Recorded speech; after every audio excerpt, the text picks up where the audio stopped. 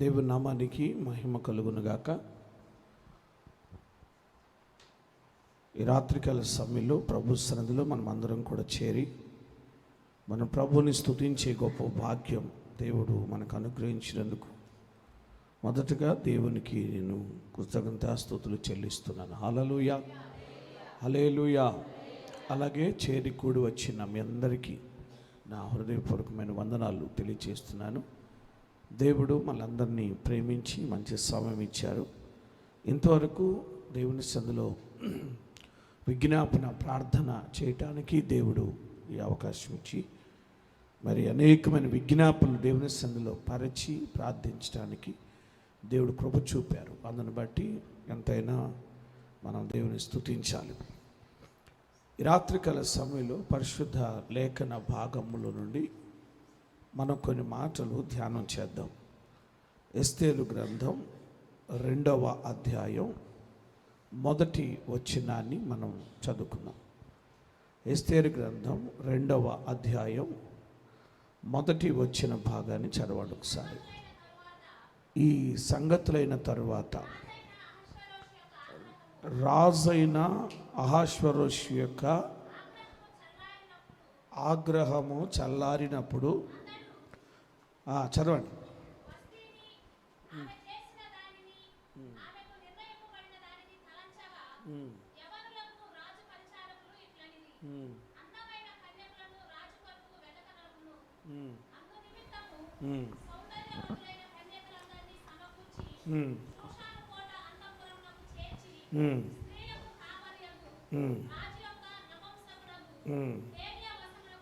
చాలు.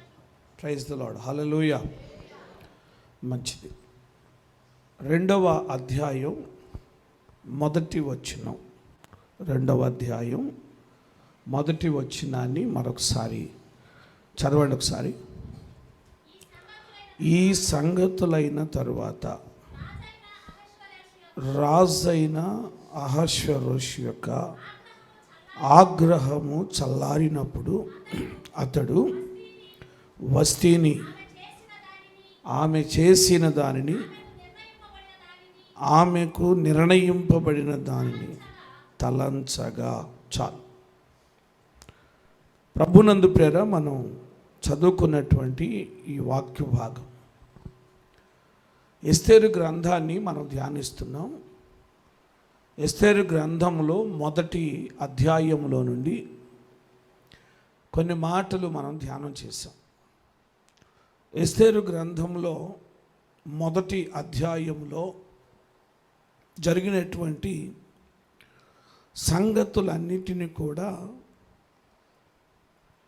అహష్వేరోషు రాజు తలంచుకున్నట్లుగా మనం చూస్తున్నాం.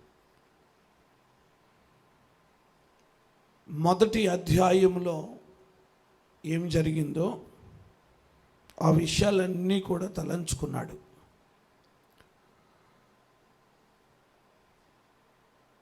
ఈ విషయాలు తలంచుకోవటానికి అతని యొక్క ఆగ్రహము చల్లారినప్పుడు అతడు వస్తీని, ఆమె చేసిన దానిని, ఆమెకు నిర్ణయింపబడిన దాన్ని ఆయన తలంచుకున్నాడు. అంటే మొదటి అధ్యాయంలో జరిగినటువంటి కొన్ని విషయాలు ఆయన తలంచుకున్నాడు అని చెప్పి మనం ఇక్కడ చూస్తున్నాం. ఏం జరిగింది మొదటి అధ్యాయంలో అనే విషయాన్ని గురించి మనం చూస్తే, ఆ మొదటి అధ్యాయంలో రాణి అయినటువంటి వస్తీ రాజు ఆజ్ఞను తిరస్కరించింది. తర్వాత ఆమె రాణి స్థానము నుండి ఆమె తొలగించబడింది. రాజు ఆగ్రహముతో ఆజ్ఞ ప్రకటించాడు. ఈ సంఘటనలు మొదటి అధ్యాయంలో జరిగాయి. ఇవి జరిగిన కొంతకాలానికి, కొన్ని దినాలకి. 2వ అధ్యాయంలో ఉన్నటువంటి సంగతులు ఆరంభమయ్యాయి. ఈ మొదటి విషయాలన్నీ కూడా తలంచుకొని రాజు కొంత మార్పు కలిగినట్లుగా, తన జీవితంలో కొంత మార్పు కలిగినట్లుగా, మనసు మార్చుకున్నట్లుగా మనము ఈ 2వ అధ్యాయం మొదటి వచనం చదువుతుంటే మనకు అర్థమవుతుంది. ఆయన మొదట జరిగినటువంటి సంగతులన్నిటినీ కూడా జ్ఞాపకం చేసుకున్న తర్వాత ఆయన ఏం చేశాడు అనే విషయాన్ని జ్ఞాపకం చేసుకున్నాడు. అంటే మొదటి అధ్యాయంలో ఆయన మద్యపు మత్తులో ఉన్నాడు, చాలా మత్తులో ఉన్నాడు. 7 రోజుల నుంచి అతడు ద్రాక్ష రసం త్రాగుతూనే ఉన్నాడు. ఆ మద్యపు మత్తులో ఆయన ఏమి నిర్ణయాలు తీసుకున్నాడో అవన్నీ కూడా ఇప్పుడు జ్ఞాపకం చేసుకుంటున్నాడు. అంటే ఇప్పుడు ఆ మత్తు దిగింది, ఆ ఎక్కిందంతా కూడా దిగింది. అప్పుడేమో ఆగ్రహముతో, కోపముతో ఉన్నాడు, ఇప్పుడేమో అది చల్లారిను అని ఉంటుంది. ఆగ్రహం ఏమైందంట, చల్లారినట్లుగా మనం చూస్తున్నాం. అయితే ఈ రాజు యొక్క మనస్సులో కొంత మార్పు కలిగినట్లుగా మనం చూస్తున్నాం. ఈ వచనములో మొదటి పాయింట్, మొదటి విషయం ఏంటంటే జరిగిన సంగతులను జ్ఞాపకం చేసుకున్నాడు. ఏమి జరిగింది? వస్తీ తిరస్కరించటం, వస్తీ మీద ఈయన ఆగ్రహించటం, ఆ కోపంలో ఈమె రాణిగా ఉండటానికి వీలు లేదని నిర్ణయం కూడా తీసుకోవటం, ఇదంతా కూడా జరిగినటువంటి సంగతులు జ్ఞాపకం చేసుకున్నాడు. ఇప్పుడు ఈ వచనములోనే రెండో విషయం ఏంటంటే రాజు మనస్సులో మార్పు కలిగినట్లుగా ఈ వచనం చదువుతుంటే మనకు అర్థమవుతుంది. అతని మనస్సులో కలిగిన మార్పు ఏమిటి అని అంటే అతడు వస్తీని జ్ఞాపకం చేసుకున్నాడు. ముందు ఆయన వస్తీని జ్ఞాపకము చేసుకున్నాడు. అంటే వస్తీ తన మనస్సులోకి వచ్చింది, ఆమెను జ్ఞాపకం చేసుకున్నాడు. ఎందుకు అనంటే ఇప్పుడు ఆయనకు మొత్తంతా దిగి ఇప్పుడు ప్రశాంతంగా ఉన్నాడు. ఆయనకి ఆ మత్తు దిగి ప్రశాంతంగా ఉన్నాడు కనుక ఇప్పుడు ఆమె జ్ఞాపకంలోనికి వచ్చింది. మరొక విషయం ఏంటంటే ఆమె మీద రగులుకున్న ఆ ఆగ్రహం, ఆ కోపం తగ్గింది, ఆ కోపం చల్లారింది. తర్వాత ఆమెను గురించి తిరిగి ఆలోచిస్తున్నాడు, ఆమెను గురించి తిరిగి ఆలోచిస్తున్నాడు.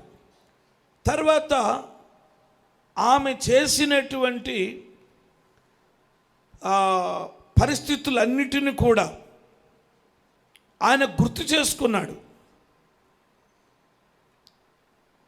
ఇవన్నీ కూడా గుర్తొచ్చేసరికి ఈయన తాగిన మత్తులో కొంచెం అతి చేసినట్టుగా అనిపించింది ఆయనకే.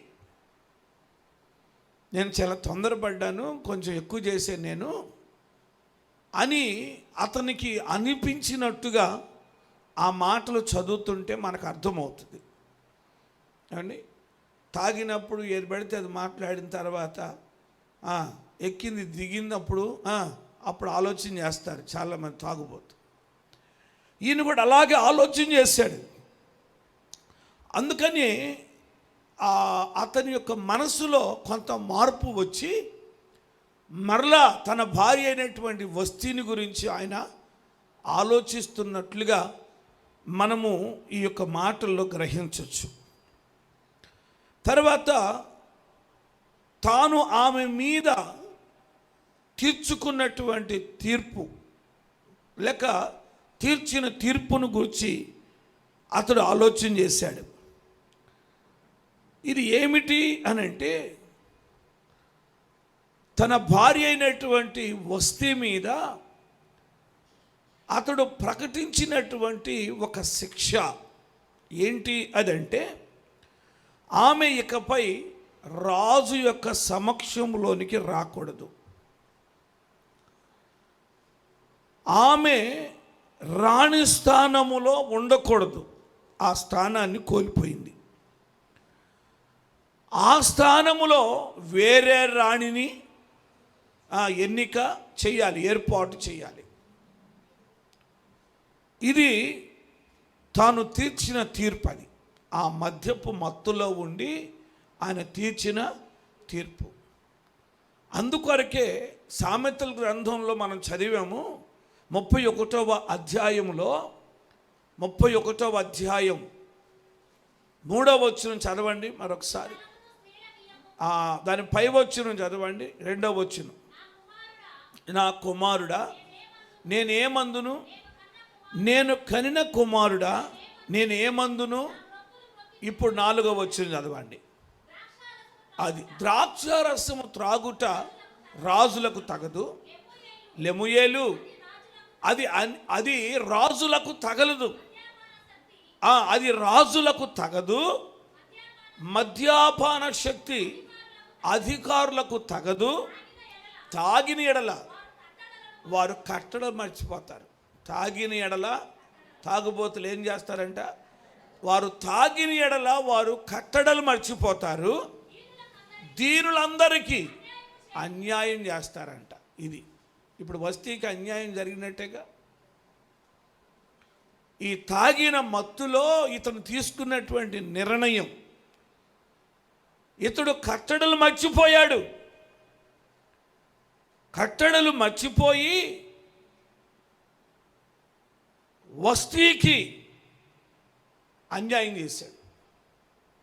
ఇప్పుడు ఆలోచన చేస్తున్నాడు.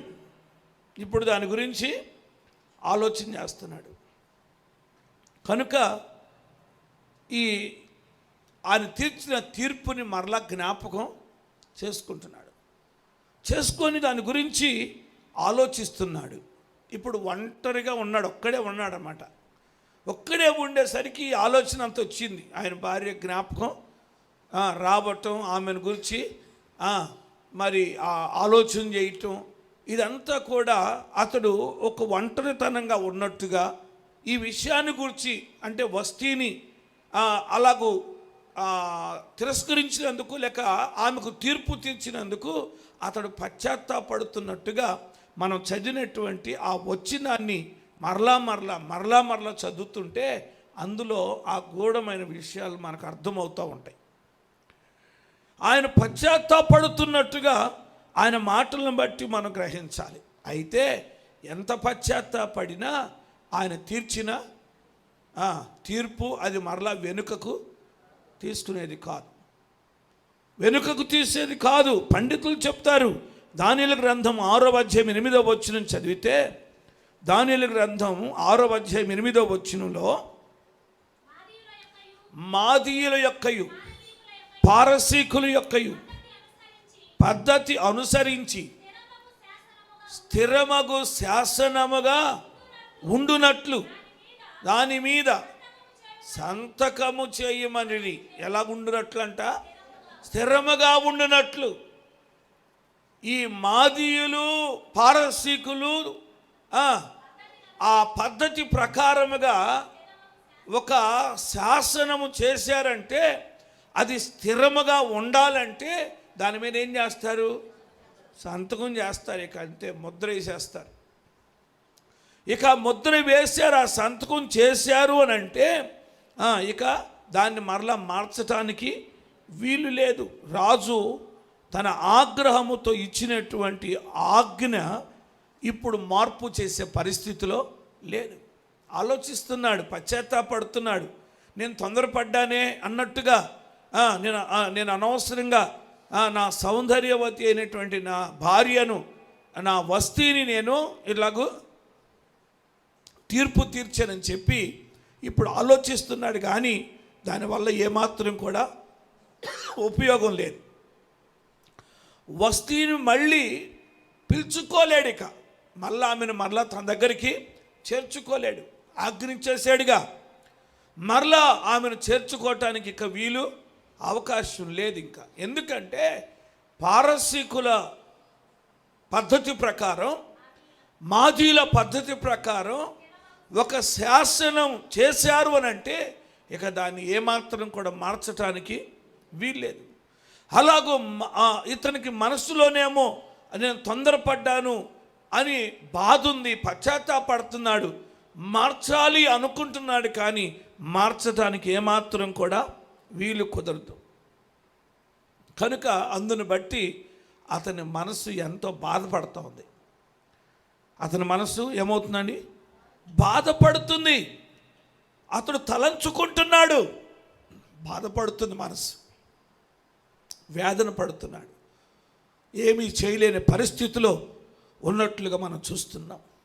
అయితే ఈ శాసనాన్ని మార్చలేని పరిస్థితిలోకి అతడు వెళ్ళిపోయాడు అని అంటే ఇందులో కొంత దేవుని ప్రణాళిక కూడా మనకు కనబడుతున్నట్లుగా అర్థం చేసుకోవాలి. ఇక అది మార్పు చేయలేడు. అది మార్పు అయితే ఎస్తేరుకి అవకాశం ఉండదు, ఇంకా ఎస్తేరుకి అవకాశం ఉండదు. ఎస్తేరుకి అవకాశం లేకపోతే యూదులకు రక్షణ లేదు. కనుక ఈ మార్పు లేనటువంటి శాసనాన్ని బట్టి అతను పశ్చాత్తాపడుతున్నా, మరలా తన భార్య మీద తనకు ప్రేమ కలుగుతున్నా, అతడు బాధపడుతున్నా ఆ శాసనాన్ని మార్చలేని పరిస్థితులు అతడు ఉన్నాడు అని చెప్పి మనం గ్రహించాలి. కనుక ఈ వచనములో దాగి ఉన్నటువంటి ఆ ముఖ్యమైనటువంటి ఆ అంశాన్ని గురించి మనం పరిశీలన చేస్తే ఇక్కడ రాజు హృదయములో దేవుడు పనిచేస్తున్నాడు. రాజు హృదయంలో దేవుడు పనిచేస్తున్నాడు. ఎస్తేరు గ్రంథములో యెహోవా అని కానీ దేవుడు అని కానీ ఎస్తేరు గ్రంథంలో కనబడదు. కానీ ఈ గ్రంథములో దేవుని కార్యాలే జరిగినట్టుగా మనకు అర్థమవుతాయి. ఆ పేరు ప్రస్తావించబడకపోయినా దేవుని కార్యమే ఇక్కడ జరుగుతున్నట్టుగా మనం గ్రహించాలి. ఇప్పుడు రాజైనటువంటి అహష్వేరోషు తన భార్యను గురించి, వస్తీని గురించి ఆలోచిస్తున్నాడు, కానీ ఏమీ చేయలేని పరిస్థితిలో ఉన్నాడు. ఏమీ చేయలేని పరిస్థితిలో ఉన్నాడు. అందుకే జ్ఞాని అయిన సొలొమోను రాస్తాడు, సామెతల గ్రంథం 21వ అధ్యాయం 1వ వచనం చదవండి. యెహోవా చేతిలో రాజు హృదయము నీటి కాలువల వలె ఉన్నది అని అంటాడు. యెహోవా చేతిలో రాజు హృదయం ఎలా ఉంటుంది? నీటి కాలువ వలె ఉంటుంది. ఆయన ఎంత రాజైనా, ఎంత గొప్ప రాజైనా, ఎంత మహా చక్రవర్తి అయినా ప్రతి రాజు యొక్క హృదయం దేవుని చేతిలోనే ఉంటుంది. అది ఎలా ఉంటుంది దేవుని చేతిలో అంటే నీటి కాలువ వలె ఉంటుందంట. ఇక నీటి కాలువ వలె ఉంటుందంటే ఆయన చేతిలో ఉంది కనుక ఆ కాలువ ఎటు తిప్పితే అటు వెళ్ళాల్సిందే, అటు ప్రవహించాల్సిందే. కనుక ఇప్పుడు దేవుడు తన హృదయాన్ని త్రిప్పుతున్నాడు. రాజు హృదయం దేవుని చేతిలో నీటి కాలువ లాంటిది. ఆయన ఎటు తిప్పితే అటు తిరుగుతూ ఉంటుంది. ఒకసారి రాజు అంటాడు, నేను మిమ్మల్ని విడిచిపెడతాను, రండి మీతో మాట్లాడతానంటాడు. వచ్చిన తర్వాత మరలా నేను మిమ్మల్ని పోనివ్వను అని అంటాడు. మళ్ళా ఇలాగూ పలుమార్లు మోషేతో మాట్లాడతాడు. నేను మీకు విడుదలిస్తాను రండి అంటాడు. మళ్ళీ కఠినమైపోతాడు. మీరు పోటానికి లేదంటాడు. ఫరో యొక్క హృదయం దేవుని చేతిలో ఉంది. ఆయన తనకి ఇష్టమైనట్లుగా ఆ హృదయాన్ని త్రిప్పుతూ వచ్చాడు. ఎందుకు అనంటే మోషేను బలపరచటానికి, ఇశ్రాయేలును స్థిరపరచటానికి. హల్లెలూయా, హల్లెలూయా. కనుక ఇప్పుడు దేవుని వాక్యాన్ని బట్టి మనం పరిశీలన చేస్తే ఈ అహష్వేరోషు యొక్క హృదయము కూడా దేవుని యొక్క చేతిలో ఉంది. ఆయన తిప్పుతున్నాడు ఇంకా హృదయాన్ని. వస్తీ మీద ఉన్న హృదయాన్ని ఇప్పుడు ఎస్తేరు వైపుకు తిప్పాలి, దాన్ని ఎస్తేరు వైపుకు మళ్ళించాలి. ఆ ప్రవాహం, ఆ కాలువ ఎస్తేరు యొక్క హృదయం వైపుకు వెళ్ళాలి. ఇప్పుడు ఆయన చేతిలో ఉంది, దేవుని చేతిలో ఉంది. కనుక దేవుడు అనే పేరు ఇక్కడ కనబడకపోయినా, యెహోవా అనే పేరు ఇక్కడ కనబడకపోయినా, దేవుడు అనే ప్రస్తావన అక్కడ ఆ గ్రంథంలో కనబడకపోయినా, ఆయన మర్మముగా ఉండి ఆయన తన కార్యాన్ని జరిగిస్తున్నాడు అని మనం గ్రహించాలి. హల్లెలూయా, హల్లెలూయా. అయితే ఇక వస్తీ వెళ్ళిపోవడం, రాజు తిరిగి ఆలోచించడం, ఇవన్నీ కూడా దేని కొరకంటే ఎస్తేరు రాణి అగుట కొరకే. ఎస్తేరు రాణి అగుట కొరకే వస్తీ వెళ్ళిపోవటం, రాజు తిరిగి మరలా ఆలోచన చేయటం, ఇదంతా కూడా దేని కొరకంటే ఇక ఎస్తేరు మరలా ఎస్తేరు రాణిగా అభిషేకం పొందటానికి. ఇదంతా దేవుని కార్యము అని చెప్పి మనం గ్రహించాలి. కనుక దేవుని యొక్క ఆలోచన బట్టి మనం చూస్తే ఇందులో మనం గ్రహించాల్సినటువంటి ఆధ్యాత్మికమైన పాఠం ఏమిటంటే, ఇక్కడ అహష్వేరోషు హఠాత్తుగా తీసుకున్న నిర్ణయాన్ని గురించి పశ్చాత్తాపడుతున్నాడు. హఠాత్తుగా తీసుకున్న నిర్ణయం అండి, తొందరపాటు నిర్ణయం తీసుకోకూడదు. ఈయన మద్యపు మత్తులో ఉండి తొందరపాటు నిర్ణయం తీసుకున్నాడు. ఇప్పుడు మత్తు దిగిన తర్వాత ఇప్పుడేమో పశ్చాత్తాపడుతున్నాడు. కనుక ఏ భర్త కూడా తన భార్య మీద తొందరపాటు నిర్ణయం తీసుకోకూడదు. అలాగే ఏ భార్య కూడా తన భర్త మీద తొందరపాటు నిర్ణయం తీసుకోకూడదు. మెలకు వచ్చిన తరువాత, మత్తు దిగిన తరువాత, ఏమండి తలకు ఎక్కినంత దిగిన తరువాత ఆలోచించితే, పశ్చాత్తాపడితే ప్రయోజనం ఏమీ ఉండదు. ఈ లోపల జరగాల్సినంత జరిగిపోతుంది అంత. అందుకే సామెత ఉంది కదా, ఏమండి ఏమవుతాయి అంట, చేతులు కాలిన తర్వాత ఆకులు పట్టుకుంటే ఉపయోగం ఏముందంట అదేనా. కనుక అది జరగక మునిపే మనము జాగ్రత్త పడవలసిన అవసరత ఎంతైనా ఉంది.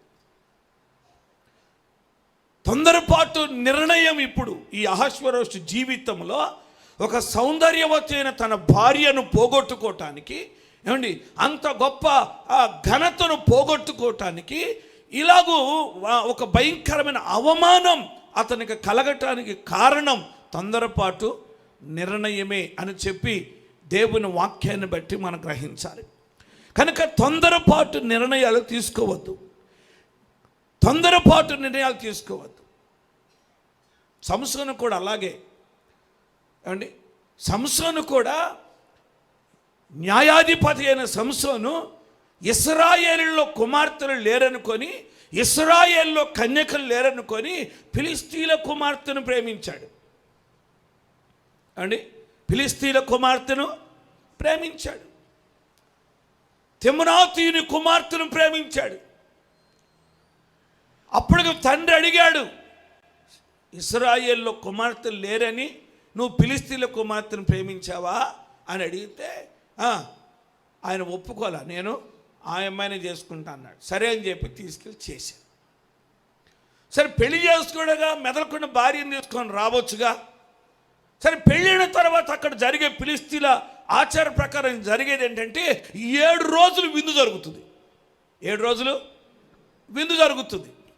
ఈ 7 రోజులు విందు ప్రారంభమైంది. మొదటి రోజు మనవాడు పెళ్ళికొడుకు కదా, ఏమండి హడావుడిగా వెళ్ళాడు, ఏమండి హడావుడిగా వెళ్ళాడు. ఫిలిష్తీయులు అందరూ కూర్చొని ఉంటే ఈయన ఊరకొండకుండా ఒక పొడుపు కదేశాడు. ఒక విప్పుడు కథ వేసాడు. నేను ఒక విప్పుడు కథ చెప్తాను, మీరు విప్పండి అన్నాడు. దేవుని స్తోత్రం.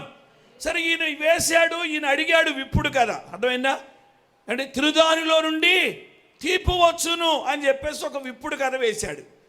ఇది చెప్పండి అన్నాడు అండి. ఇది చెప్పండి అంటే ఇక వాళ్ళు దాని గురించి ఆలోచిస్తున్నారు, కానీ ఇక అది వాళ్ళకి అంతు పట్ల ఫిలిష్తీయులకి. సరే, వాళ్ళు ఏం చేశారు, ఎలాగైనా సరే నీ భర్త చేత దీన్ని మాకు తెలుసుకో, నువ్వు మాకు చెప్పాలి అని ఈమెను తొందర పెట్టారు. ఒకవేళ కనుక నువ్వు చెప్పకపోతే నీ భర్తను చంపేస్తాను కూడా బెదిరించారు. ఈమెమో నా భర్తను చంపేస్తారనే భయంతో 7 రోజుల నుంచి ఏడుస్తానే ఉంది.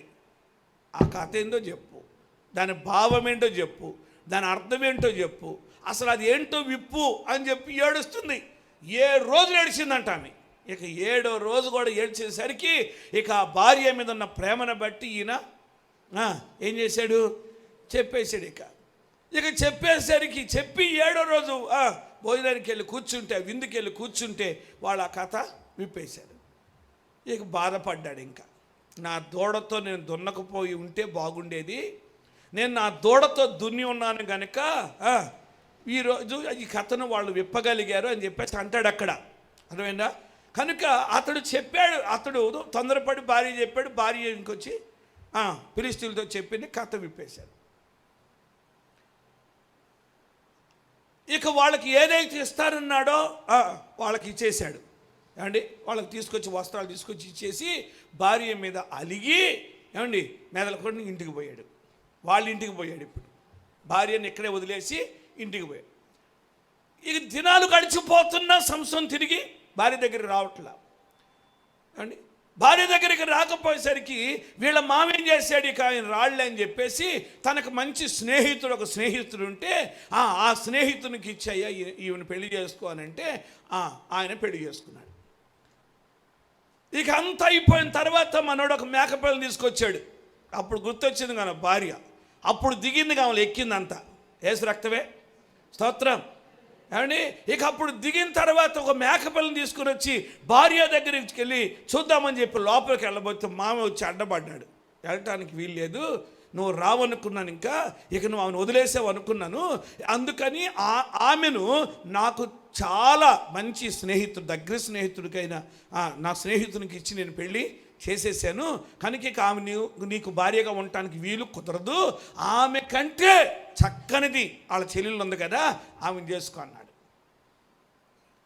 అసలు ఈమె చక్కనిదని ఈమెను చేసుకుంటే మళ్ళీ ఆమె చక్కనిదని చూడండి, ఆ చక్కందొద్దు ఏమొద్దు, నేను ఇప్పుడు పగ తీర్చుకుంటా అని చెప్పేసి వెళ్ళిపోయి అండి ఫిలిష్తీయుల పొలాలన్నీ కాల్ చేశాడు. 300 నక్కలు పట్టుకొని. దేవుని స్తోత్రం. భలే కోపం వచ్చింది. ఇంకా భార్య లేదు అండి. భార్య కోసం వచ్చాడు, ఏమయ్యాడు, చివరికి భార్య లేకుండా చచ్చిపోయాడుగా, స్తోత్రం అండి. భార్య లేకుండానే చచ్చిపోయాడు.